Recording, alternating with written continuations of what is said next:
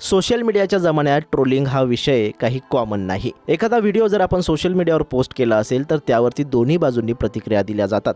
काही कमेंट्स चांगल्या असतात, काही वाईट असतात, पण या वाईट कमेंट्सलाच ट्रोलिंग असं म्हटलं जातं। त्याचा काही जणांच्या मनावर विपरीत परिणाम सुद्धा होतो।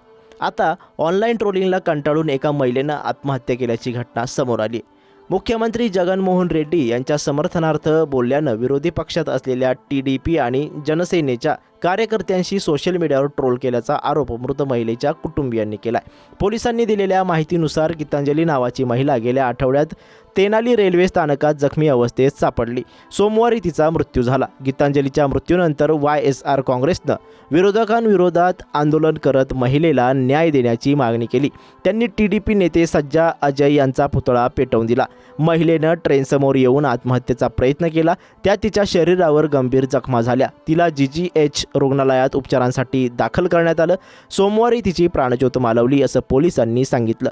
गीतांजलीनं एका कार्यक्रमात सहभाग घेतला, तिथे तिला जमिनीचा एक तुकडा मिळाला। सरकारकडून जमीन मिळाल्यानं काही स्थानिक वृत्तवाहिन्यांनी तिची मुलाखत घेतली। ही मुलाखत सोशल मीडियावर व्हायरल झाली। त्यानंतर तिला सोशल मीडियावर अतिशय वाईट पद्धतीनं ट्रोल केलं गेलं असा घटनाक्रम गुंटूर पोलीस अधीक्षक तुषार टुडी यांनी सांगितलं। मुख्यमंत्री जगनमोहन रेड्डी यांनी गीतांजली यांच्या कुटुंबाबद्दल सहवेदना व्यक्त केल्या।